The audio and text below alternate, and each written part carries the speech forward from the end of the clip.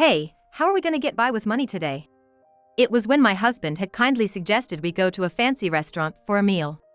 As I stepped out to the restroom, I happened to overhear a conversation between our son, Michael, and his wife, Natalie, who were also there by chance. I was shocked to hear them talking about how they managed to get into the restaurant, as they couldn't afford such a place, and reached out to the door of the room to ask them about it. I was speechless after hearing their conversation. If we do this, we might not see Michael and his wife for a while. I immediately reported Michael and Natalie's conversation to my husband and the restaurant staff, and we decided to carry out a certain plan. When the final confirmation came from Natalie, both my husband and I nodded strongly in agreement. We don't mind. If you could cooperate, we would greatly appreciate it. And so, our counterattack against Michael and his wife began. My name is Sally Turner. I am 80 years old, enjoying a comfortable and enjoyable retirement life with my husband. We share a hobby of playing gateball together. Sometimes, I spend my days alone, while my husband meets with his friends, and I enjoy conversations with the owner at my favorite cafe. We were living our days leisurely. We have a son named Michael. He must be around 50 by now. He is married to Natalie, and they live a harmonious life together. Natalie is a homemaker. And they have no children. Having kids would just take away all our time together. I still want to enjoy our leisurely time together, Michael would say, arm in arm with Natalie. To Michael, Natalie seemed like his soulmate, completely smitten with her. Initially, I found their affection for each other endearing, and I could understand their desire for alone time. However, Natalie's next words made both me and my husband freeze. If we ever want one, we could just adopt instead of having our own.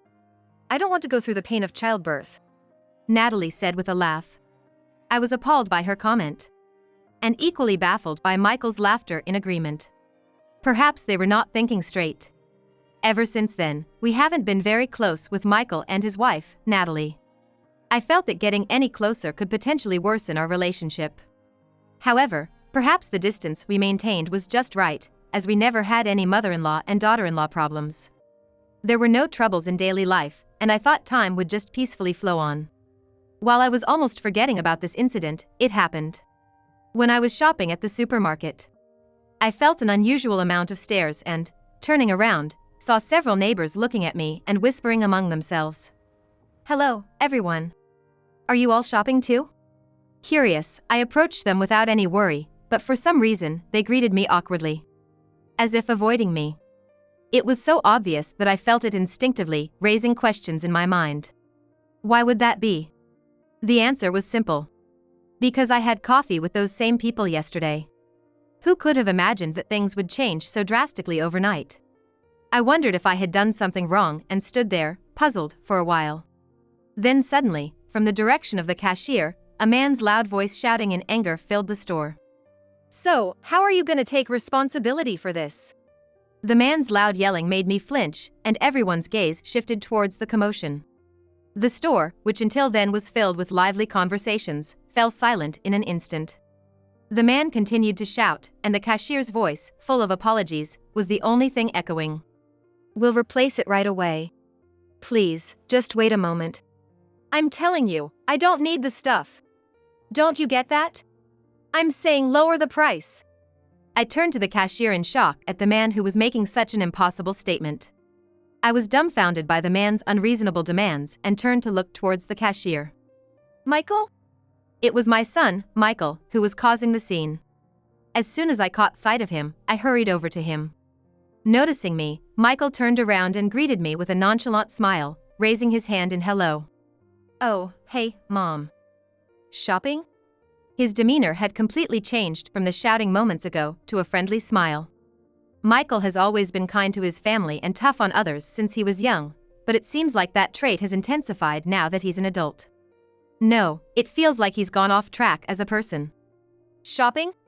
That's not the point. Why are you making a scene and complaining so loudly like a fool? Huh? What do you mean, fool? There was a bug in the cabbage at the store. I almost ate it without noticing. A complaint or two is only natural, right? It was clear he realized I wasn't just stopping by to chat. But it was intervening. Michael's attitude changed drastically upon this realization, confronting me with hostility and explaining the situation in an aggressive manner. His behavior was so overbearing that I felt bewildered that this was my own son. A bug or two is nothing. Can't you just get it replaced? And you've been shouting about it like this. Aren't you embarrassed? Why do I have to be scolded? It's this supermarket's fault, right? They say they'll replace it, but just seeing that cabbage made me feel so sick, I was shocked. Just replacing it isn't enough. The more I tried to intervene, the more Michael's words escalated. Contrary to my embarrassment from the painful stares of the people around, Michael seemed to want even more attention, continuing to shout. It must have been his strategy to make a big scene to pressure the store. If the commotion went on any longer, it could lead to police involvement. Thinking this, I handed the cabbage to a clerk for the time being, left my empty shopping basket with them, and forcibly dragged Michael out of the supermarket. Mom! What are you doing? What am I doing? That's my line. Making such a scene over a piece of cabbage, you're out of your mind? Although I managed to pull Michael outside, calming him down was nearly impossible. And I, too, was exploding with anger at how my son had turned out. A full-grown adult causing a scene in front of a supermarket was bound to draw attention, which I knew all too well. However, my anger didn't subside, and the argument with Michael continued. Really, what's the big deal if there's a bug in the cabbage?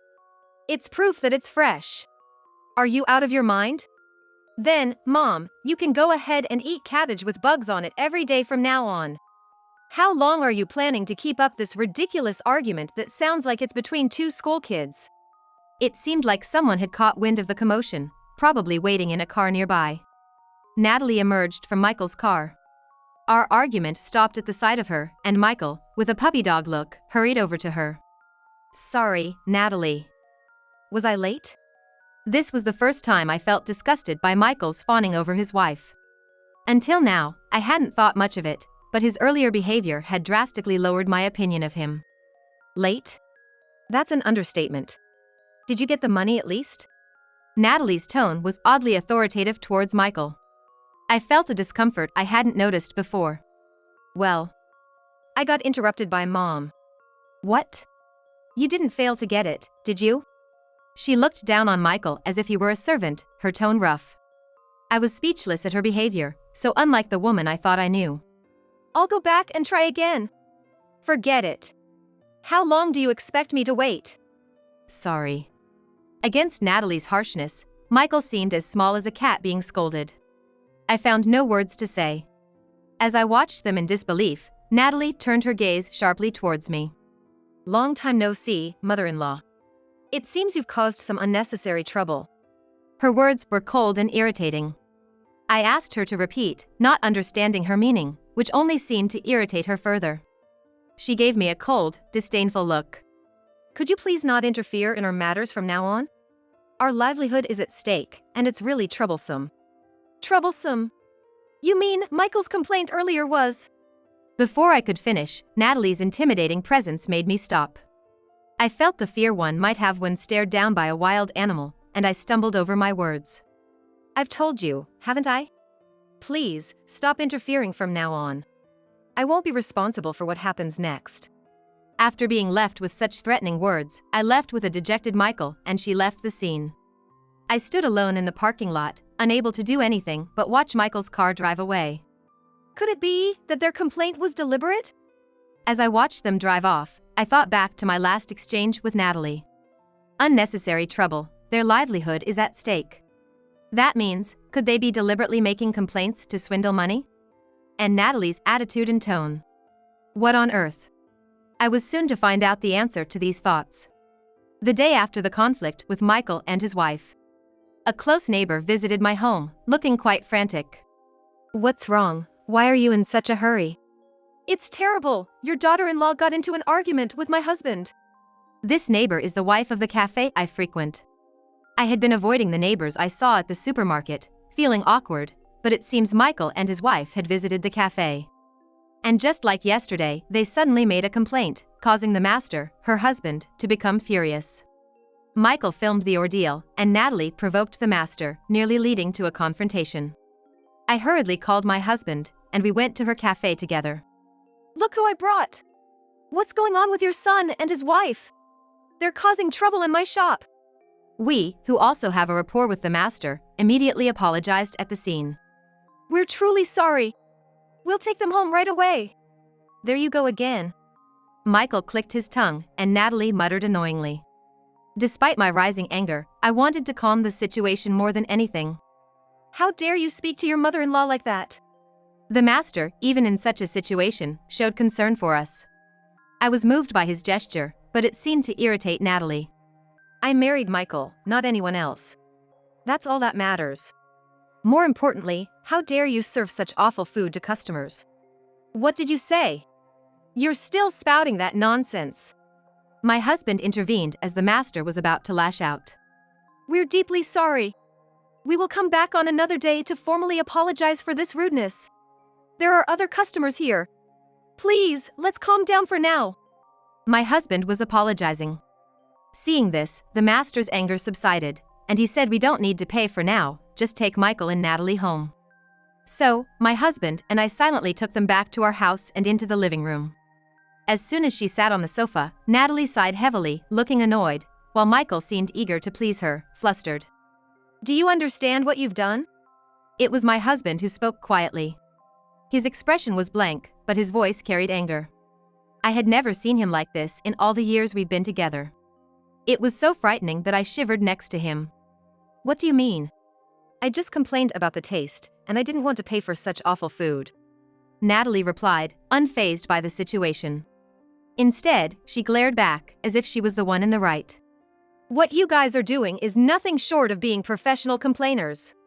That cafe is a dear friend of ours, someone we owe a lot to. So what? That has nothing to do with us. Natalie retorted, her disdain for common sense making my husband's anger grow further. I knew giving in to anger here wouldn't solve anything. So I decided to step in. Natalie, you made Michael do the same thing at the supermarket yesterday, didn't you? Are you deliberately making complaints to save on the bill? I voiced my speculation. Yesterday and today. Their actions were clearly beyond normal bounds. They were picking faults just to get things for free. Their actions and words were so excessive that no other explanation seemed to fit. Hearing this, Natalie burst into laughter. Laughing so hard she was crying, and both my husband and I were taken aback. You're surprisingly smart, aren't you? Right? If there's a way to save money on meals, wouldn't anyone want to do it? Despite her scheme being guessed, Natalie didn't show any sign of disturbance. Instead, she continued to laugh as if nothing was wrong. It was insane. We were at a loss for words at her behavior, unable to think of anything else. Paying for food seriously is just too silly when there are ways to get it cheaper. I don't understand why everyone doesn't do it. Are you sane? You don't think that's criminal? Criminal, but you know, most places don't want to tarnish their reputation, so they hardly ever call the police. They usually just give in to our demands to keep things quiet. You're crazy. That way of thinking is not sane. My husband, who had been silent, couldn't help but be taken aback by her statement. And as if mocking him, Natalie continued. Maybe I am crazy. But, you see, I've been doing things bordering on criminal since I was young. It doesn't really bother me anymore. That's when we first learned that she used to be the leader of a ladies' gang. She started to tell us about her upbringing. I grew up without knowing my parents. Before I knew it, I was part of a gang, and this kind of life was normal for me. I don't think it's bad. Natalie spoke nonchalantly, while Michael looked up to her as if she was someone to be admired. I like strong-willed women like Natalie. If it's something Natalie wants, I'd do anything for her. Michael, Michael, speaking admiringly of Natalie, made me feel regret that my own child had grown up to be such an adult. So, if you keep pestering us, even if you're the in-laws, I won't hold back. Consider this your final warning. With that, Natalie stood up, and Michael followed her out. We tried to stop them, saying the conversation wasn't over, but our words didn't reach them. As we watched their backs, my husband and I stood dumbfounded. After that, I tried to contact my son and his wife by phone and visited their house, but I was turned away at the gate. My calls were rejected, and we were left estranged. Since then, my husband and I have been looked at with disdain by the neighbors. In the countryside, gossip spreads quickly, and being ignored during greetings becomes commonplace. I felt mentally drained, even suspecting that people whispering on the roadside were talking about me. I went to apologize to the cafe we caused trouble for, but I was told not to come back as long as we were associated with my son and his wife. I was filled with regret and cried myself to sleep that night. I was overwhelmed with emotions so strong I wanted to disappear, crying silently into my pillow. I ended up bedridden for several days, too afraid to go outside. My husband takes care of all the household chores. One day, my husband invited me out for a change of pace. A friend of mine who owns a restaurant wants us to visit. The restaurant was run by his friend and wasn't open to the general public. My husband had apparently mentioned me, knowing I was feeling down, and they extended an invitation to us. "You've been moping around too much, haven't you? It must be tough. Let's eat something delicious and cheer up." His gentle touch as he comforted me made me feel loved. I felt grateful once again for marrying him and decided to accept the invitation for a meal. I hadn't eaten much in the past few days, so my face had become gaunt. I tried to hide it with makeup, but my husband saw through it all, telling me I didn't have to force a smile. I felt inadequate but decided to go to the restaurant with him anyway. When we arrived, the owner and his wife welcomed us warmly. "Welcome. We've been expecting you. Long time no see. We appreciate your coming today. Please, make yourselves at home. Our young chefs make exquisite cuisine." The warm demeanor of the owner's wife and the solid presence of the owner. They put my mind at ease. I weakly smiled and nodded at their words. Concerned about my weakened state, the owner's wife took my hand and guided me through the restaurant. The interior was impeccably clean and exuded a sense of cleanliness. "Welcome. We've been expecting you." We were welcomed by the head chef with such vigor that lifted our spirits, which were feeling low. His enthusiasm was so infectious that we couldn't help but feel overwhelmed by it. "Today, I'll put extra effort into it and serve you delicious cuisine. The head chef's dishes are truly exquisite. Please, make yourselves comfortable and enjoy yourself." The one who smiled at us like that was a female server. Her gentle smile soothed my heart, and a smile naturally returned to my face. It was at that moment, while enjoying the delicious food, that I had almost forgotten about my son and his wife. "Hey, how are we going to manage our finances today?" As I was heading to the restroom, I heard a voice I recognized from somewhere, coming from one of the private rooms along the way. "After all, this is a place owned by Dad's acquaintances, right? It wouldn't be good to cause trouble here. Why are you getting cold feet? It's not like this place is any different from the ones we usually go to." "Well, yeah, but since when did you become such a wimp? Seeing spineless guys like you just ticks me off." From the tone and the way of speaking, I quickly realized it was my son and his wife in that room. How did they manage to get into this restaurant? Just as I was about to ask, I reached for the door handle. The content of their conversation drained the color from my face. And just as I felt my knees go weak. "Is something wrong? Are you feeling unwell?" The head chef, who had come to explain the dishes, was there. I couldn't explain the situation and just managed to convey that I wanted to return to the room. But I was so weak-kneed that walking properly was difficult. With just a word, the head chef seemed to understand my situation and offered some reassurance. "Sorry, perhaps this isn't appropriate for a lady, but..." Despite calling it an emergency, he lifted me up and carried me back to the room. Upon being hurried back to the room, I found my husband, wife, and the gentleman all gathered inside. Gasping for breath, the head chef appeared with me, surprising us both, while his wife hurriedly rushed to my side. The head chef helped me into a chair and discreetly led me into the room, trying not to attract attention. "What's wrong? Are you okay?" "My body is fine. But, you... Something terrible's happened with Michael and his wife." "What happened?" Seeing my pale face, my husband offered me a cup of tea to calm down for the moment. After taking a sip of tea and taking a deep breath to calm my mind and actions, I explained the conversation I had overheard and the situation from earlier. "Come to think of it, indeed, today, the Turner couple are dining here." "What?" As we talked, it suddenly dawned on me that we had brought Michael and his wife to this restaurant when they got married. At that time, the owner had made us membership cards, assuming they were our sons. So, that's how they managed to come here for a meal. "I'm sorry. It's all my fault for meddling." "Why are you apologizing? We're the ones who should be apologizing. More importantly, what should we do? It wouldn't be good if they caused a scene in the restaurant. As we all fretted over the situation, the head chef proposed something. How about this? Upon hearing his suggestion, we felt reluctant but didn't see any other choice. But wouldn't that inconvenience you, chef? Don't worry about it. If I can help you ladies, a little inconvenience like this is nothing. With a hearty laugh, the dependable head chef reassured us, and both my husband and I smiled in return, albeit with furrowed brows. But if we go through with this, we probably won't see our son and his wife for a while. The wife, with a stern look, confirmed our determination. Exchanging glances, my husband and I nodded subtly. It's okay. If you're willing to help, we'd like to ask for your cooperation. Are you sure about this? Yes. We can't stop those kids ourselves. Please, we're counting on you. After being reassured by the owner once again, my husband and I both bowed deeply. And thus, our retaliation against our son and his wife began. Hey, get the manager over here. Afterward, as expected, Michael's wife started shouting in the restaurant, and customers began to peek out from the private rooms, wondering what the commotion was about. I'm the head chef here.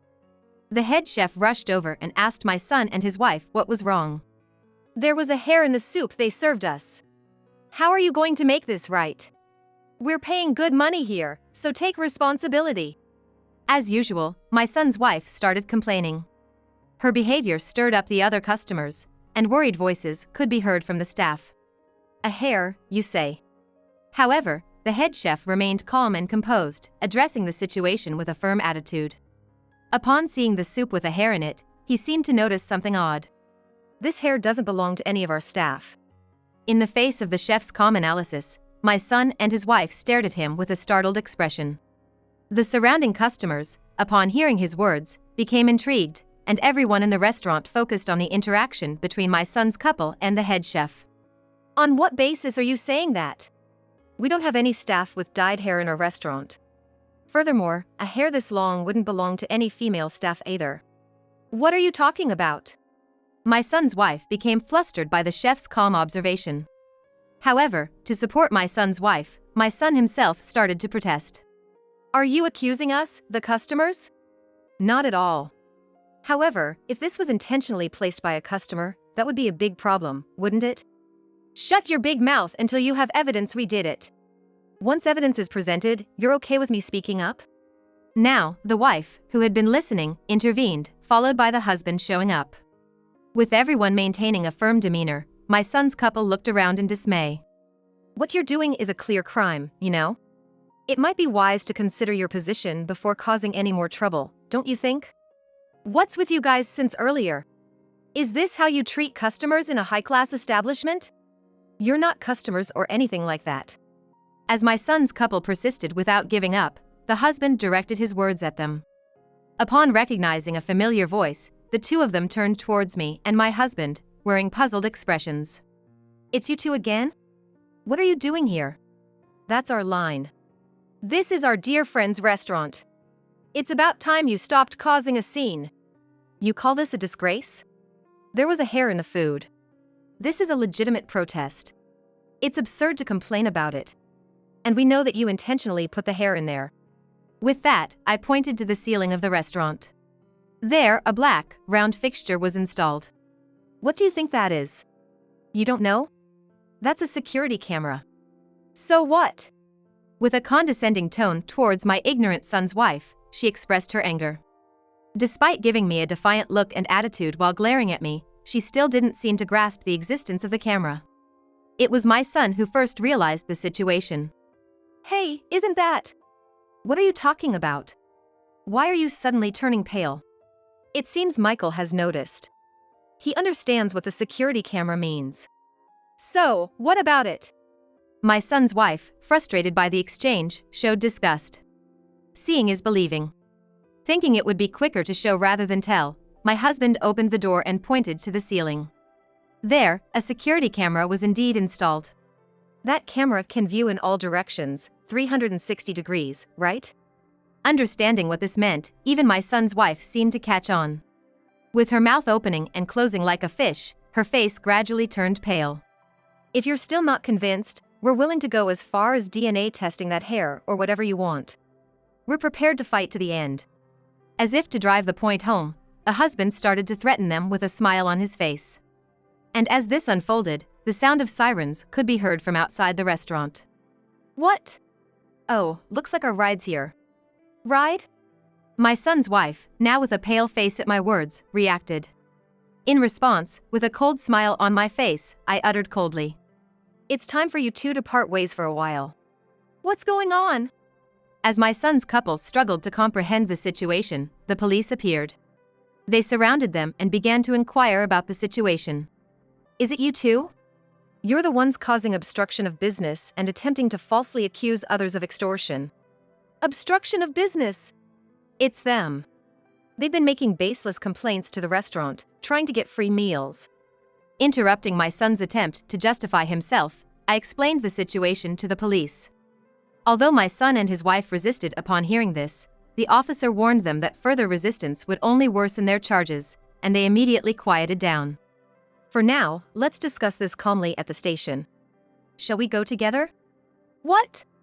We haven't done anything wrong. Give it up. The police have already been briefed on the situation. They know all about your attempts to fabricate lies and bring down this restaurant. And your despicable acts so far. You'll be given a proper hearing. That's right. We'll listen to your side of the story for as long as it takes. Now, shall we? With a smile, the police officer calmly suggested, but his smile conveyed a sense of intimidation. Even my hot-tempered son's wife had no choice but to comply quietly. Then, we'll take you with us. Thank you very much. And as we watched my son's couple being escorted away, the restaurant erupted in applause. That was awesome. Great acting, chef. I was sweating bullets, thinking I might get caught. Grateful for the warm words of the regular customers, my husband and I couldn't help but feel thankful. Thank you so much. Not at all. If this brings peace of mind to you, we're more than satisfied. But the chef's suggestion turned out to be right. If it's the kind of thing they would do, you can usually figure it out. Laughing as he spoke, the chef's confidence left both me and my husband in awe. That suggestion from the chef at the time. It was to shake up my son's couple. We do have female employees with light brown hair, and while the camera is indeed a surveillance camera, it doesn't provide a 360-degree view. I was wondering what to do if things went south. It was a gamble, but we managed to handle it well. And it's all thanks to you and everyone's response. Thank you so much. Warm voices from the restaurant reassured us, saying not to worry. The staff explained the situation to the customers, and everyone rallied behind us. We had asked them to help in case my son's couple caused trouble, and everyone acted like actors, just as we requested. Now, let's resume our enjoyable meal. Today, it's on the house. Everyone rejoiced at the generosity of the husband, and we were able to have a good time. Afterward, my son's couple was sued by the restaurant and faced a hefty compensation claim. They were taken to court, and it was highly likely they would receive a prison sentence. Moreover, it was revealed that they had posted a video on social media of a previous altercation with the owner of a nearby cafe. This led to another lawsuit against them, and their reputation became so tarnished that everyone in town knew about it. Naturally, it became difficult for my son's couple to live in the town, and they left town as if fleeing. My husband and I tried various ways to repay the cafe and the high-end restaurant we were indebted to, and eventually decided to use social media to highlight the strengths of both eateries. With the help of acquaintances who were knowledgeable about the web, our efforts paid off, and both businesses flourished. We managed to reconcile with our neighbors, and now we can once again go out for tea as a couple. Since then, we have severed ties with my son's couple, and my husband and I are still living happily even though we are over 80 years old. We're so content every day that we hardly even think about what happened to my son's couple.